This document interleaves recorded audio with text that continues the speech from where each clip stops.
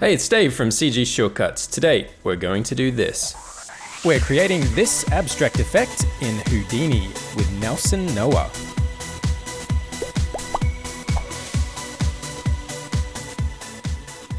This video was brought to you by cgshortcuts.com, the ultimate online resource for learning CG and motion graphics, where you can find all of our tutorials, in-depth courses, resources, and loads of downloadable project files and CG assets.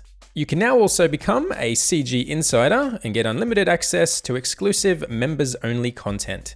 Plus, you'll be supporting the channel and allowing us to keep making tutorials just like this one. So head over to cgshortcuts.com and start learning today. All right, let's get back to the tutorial.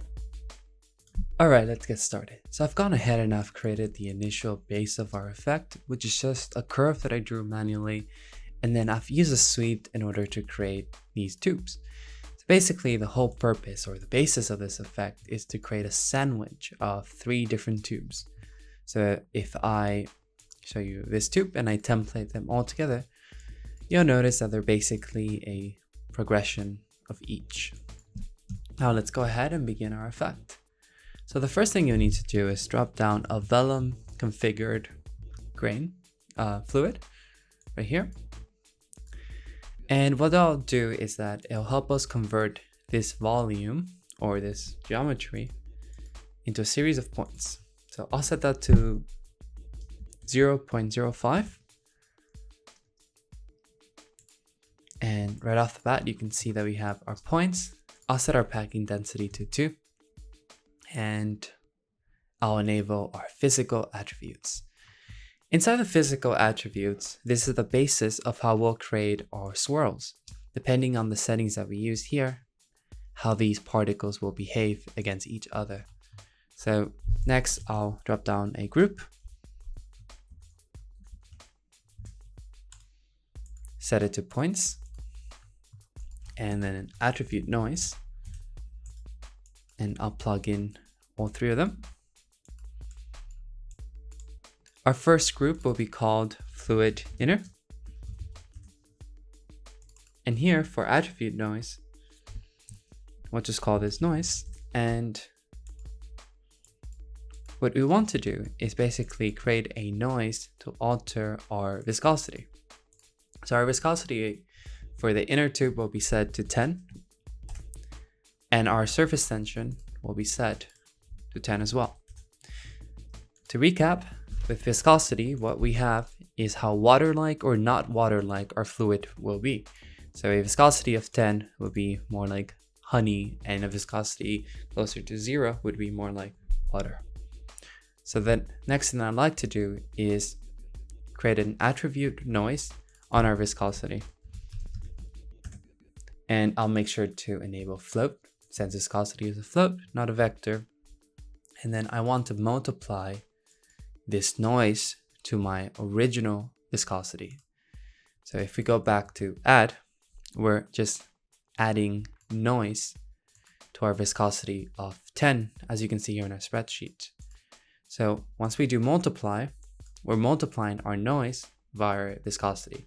So now we have points that range between numbers closer to 10 and numbers further away from 10. So if I enable this ramp here, and I increase our minimum values, now our viscosity will range between numbers that are 7 through 8. I'm happy with that. Next thing I'll do is I'll just drag this over here. And I will use this to create our middle layer.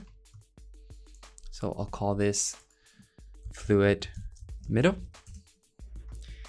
And in here, I'll set the phase to 2 because this is phase 1. So therefore, this is phase 2. In phase 2, I'll set our viscosity to 3 as I would like the middle layer to behave more like water. And I want the surface tension to be 30 as I would like it to break up into swirly tendrils. Next, in our noise, I'm just going to smash some keys here in the offset. And basically what the offset does is that it will offset my noise throughout these points. So just like before, we're multiplying to our viscosity. So we have numbers ranging between 2.3 and 1.9. Next, I'll copy this and I'll set this to be a phase of 3. I'll give it a density of 150, a viscosity of 0.01, which is extremely water-like, and surface tension of 30. And I forgot to set our density here, but I'll keep it at 1000. And for our first, I'll set it to 400. Next, what I'll do is I'll drop down a Vellum solver. Inside the solver, I will set my forces to 0 on gravity. What the solver is expecting is geometry and constraints.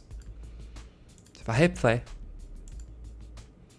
the swirls will just kind of move based on the settings that I gave it, but there are no forces for it to really do anything exciting yet. And so the lesson in this tutorial is to learn how to merge different Vellum networks together in order to get them to interact within one solver. So what I'll do is I'll drop down a merge and I'll call this geo for geometry. And then I'll drag this to the right and create another one called constraints. So I'll merge all of my geometry together, which is the first slot in these nodes for Vellum. And then I'll drag in my constraints. And fingers crossed, if I put my constraints and geo together here and I hit play, they just interact with each other. So this is a good time to kind of see what's happening with the different viscosities. So you notice the one in the middle is more like a viscosity of 3. The one on the outside is more water-like, so that's why it's kind of like moving more, and so forth. So that's the essence of our effect, is mixing these values. All right, so the next thing that we'll do is we need a collider, right? So this is our shell here, and I'll bring this into the final slot of our solver. And what this will do is ensure that these 3 layers from our sandwich kind of swirl and interact with each other, and they bounce from this wall to this wall. So if I hit play now, nothing exciting yet is happening. So now it's a good time to kind of set our forces. But before we set our forces, I also want to add some of our colliders from the video. So we have these orbs that sort of collide with our grains. So what I'll do is I'll create a group.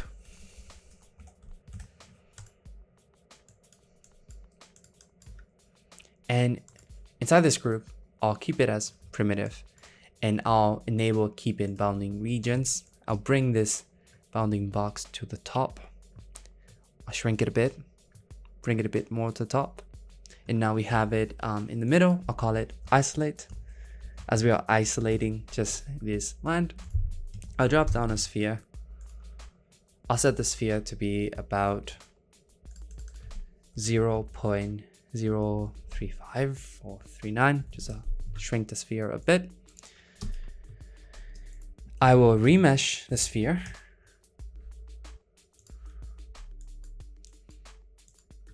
To let's say 0.05.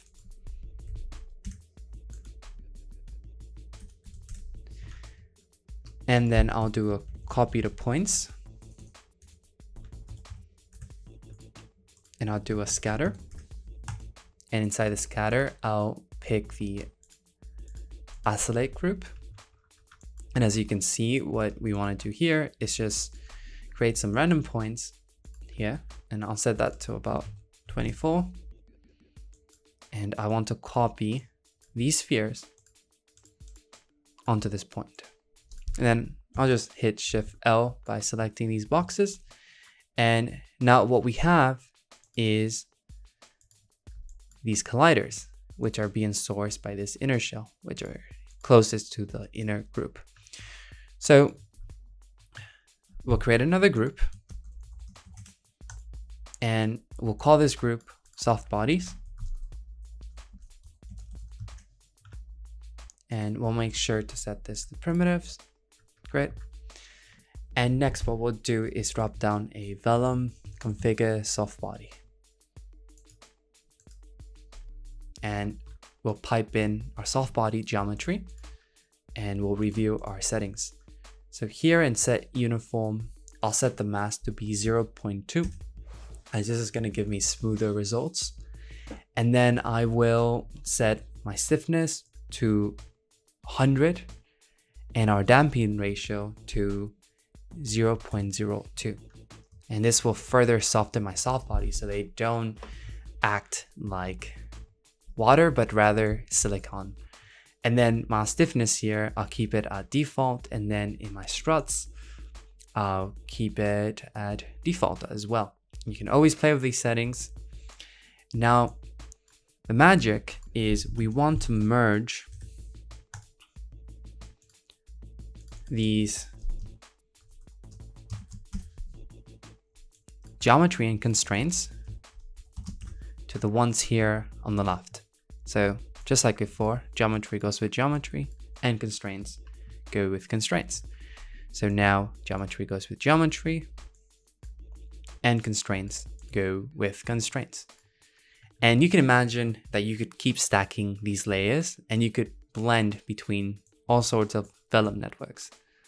Bring this here, and now if I hit play, nothing happens, or rather everything is really boring and quiet because there are no forces to art direct or affect.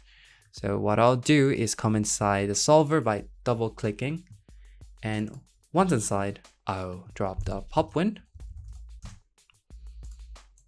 a pop attract, and a pop drag. Our pop wind will be sort of a general force, and I will set that to an amplitude of about 0.65. And let's see, pretty much keep everything at default. And we'll keep going.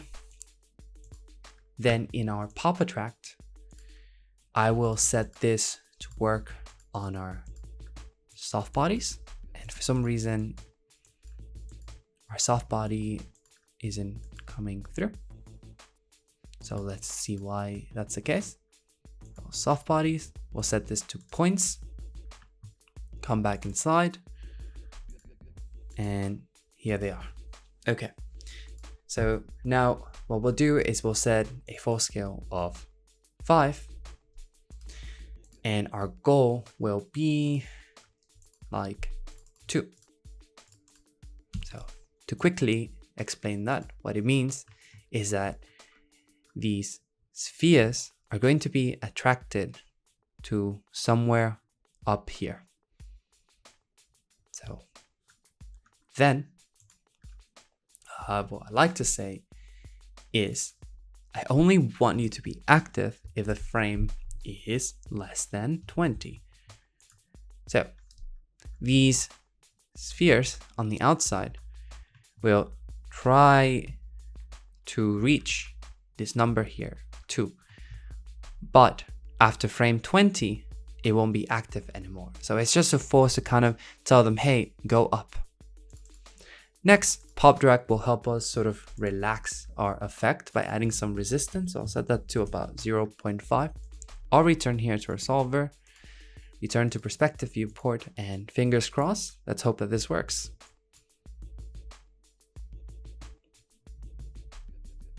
Nice. So you can see that we have sort of like these Vellum balls interacting with our Vellum fluid. So I'll drop down a null here. And you can kind of see what's happening. All right. So our job now is to make this a bit more exciting and more interesting. So how can we achieve that? So inside our pop wind, we can review our forces. In our solver here, we can come to velocity damping and set this to be about 0.1, and that will help us kind of like damp our velocity a bit so everything isn't so chaotic.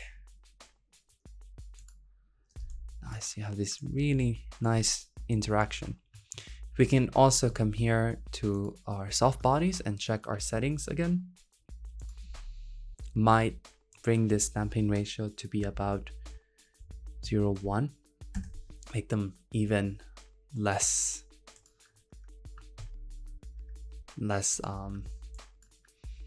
soft. I want it to be a bit harder. There we go. You have these spheres that are kind of bouncing around, escaping, and colliding with each other.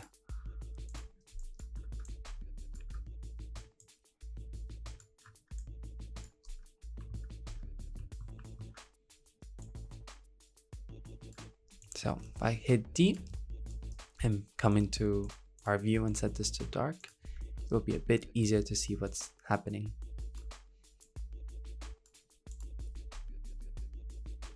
So now we have our colliders and our grains, or our vellum fluid. All right, let's continue. Next thing I like to do, and I'll just bring this from my previous setup, hit copy and paste. This part is pretty straightforward, but it's good to know. So after my null here, I'll draw a split, and I like to split my network between my soft bodies, and I believe I call them soft bodies. Yep.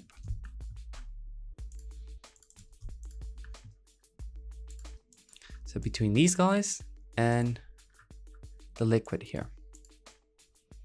And then you notice that we have some grains that escape our bounding box. So what I like to do is create a group based on our collider shell. And then that's going to create a group that are inside the bounding box of our shell. And then using a blast, I'll delete any point that escape that box. I'll say, hey, take this group and delete non-selected. So now this is the result. And you just let that simulate for a while, and you have the effect. Now, you could return up here and play with your viscosity settings and get whatever result seems satisfying to you. And you can get many different results. So for instance, here in my original setup, you'll see sort of the result that I got. If I come here to our solver,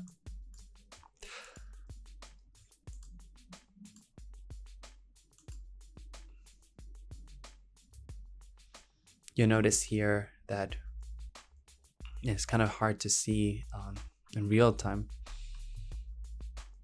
Oops.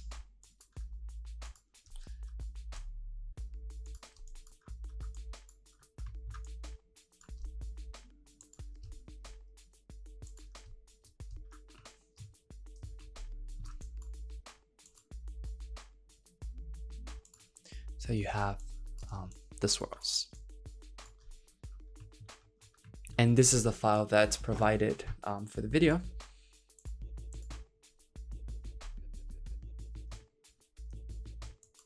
Okay. And there you have it. So what else could we do to improve this? Let's see.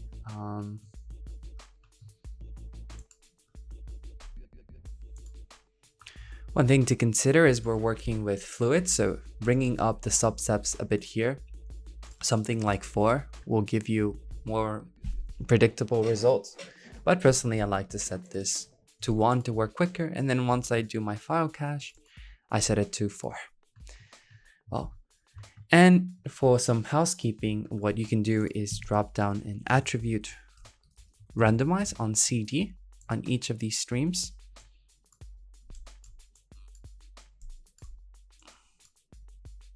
In order to get sort of like a different color that can be used at render time. in order to create sort of like a breakup of the shaders. And if you'd like me to go over the REDSHIFT network, that could be a separate video. Just let me know in the comments. Thank you, and that's my tutorial. Thanks for watching. Let me know what you want to see in the comment section down below, or you can leave a like or dislike. And don't forget to subscribe and click on that little bell icon for more videos and free stuff. There's loads of extra resources on our website, and you can win epic CG prizes in our monthly challenges. Check out cgshortcuts.com for more details. Catch you next time.